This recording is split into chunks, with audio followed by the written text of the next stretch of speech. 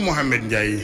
jërë ngeen jëf ndawi réew mi ca pencum ndawi réew yi ngir càmbar saatu réew mi député yi la ñu convoqué tey ji ci assemblée nationale ngir révision ci constitution bi Sud Quotidien bi ne ci xëtam mu njëkk ne assemblée nationale mooy jano ak boppam convoqué nañu député yi ci session extraordinaire ngir projet de loi bi jëm ci modifier loi électorale bi code électoral bi la ca nekk bokk na ci éligibilité bu Karim Wade ak bu Khalifa Ababacar Sall bokk nañ ci indi ay jooyandi ci parrainage bi naka noonu jox njiit réew mi sañ-sañu mu mën a tas assemblée nationale bi saa yu ko soobee Walf Quotidien bind ne député yu taxawu ak député yu wàllu ñoo ngay daas paaka bañ leen war a rende Doudou Wade ci yéenekaay bi muy wax ne modification yu ñuy fexe ci article 87 bi bu jàllee musiba mbaa ba kumba lay doon Thierno Alassane Sall bu République des valeurs feelu ko ci journal bi bay wax ne lépp pexe Macky Sall la ndax donte teg na ci suuf waxi troisième mandat waaye taxul mu génne ci am xelam mbiri pouvoir ci le quotidien moom Thierno Alassane Sall ma ngi fay wax it ne bu kenn xaar ci moom mu voté loi bi Bougane Gueye Dany jiital gëm sa bopp di leeral ci journal La Tribune ne Macky Sall ay pexe mooy tas assemblée nationale bi ngir nguur gi des ci loxoy waa Benno Bokk Yaakaar ginnaaw élection présidentielle yi 2024 yi réew mi quotidien nañu assemblée nationale bi mu di 14e législature bi député ca nekk ñoo ngi dund seen waxtu yu mujj jamono ji journal lay fa ne ko moo taxit bari nañu yëkkati seen kàddu di sàkku ci député yi ñu freiné Macky Sall gàntal ay pexem bañ a woote modification yi ñu wax ci article 87 bu constitution bi bokk ci ñoom Doudou Wade Abdoul Mbaye ak Thierno Alassane Sall Vox Populi di laaj ndax projet de loi boobee jur coow dee su ko rot retiré ko ndax réeroo gi ci am tàmbalewul léegi ne ci jamono juñ doon def dialogue national bi ak déggoo amu ci woon président groupe parlementaire Benno Bokk Yaakaar di maître Oumar Youm ne ñu ci l'Observateur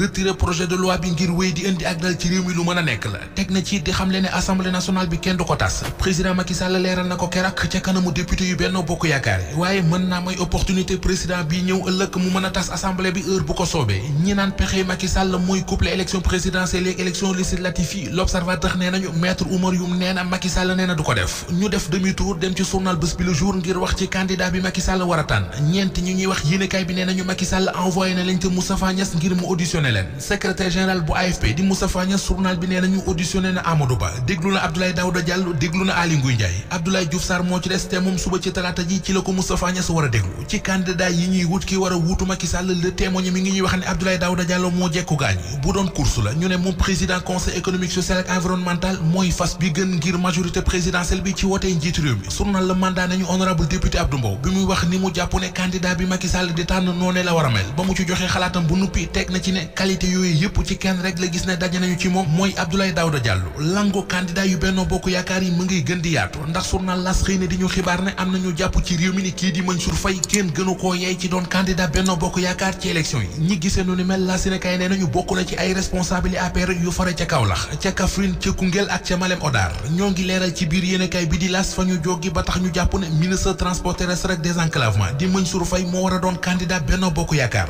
candidat yu Benno Bokk Yaakaar yi direct news nee nañu ci dolli Moustapha Diop ndax moom it ma ngay lijjanti boppam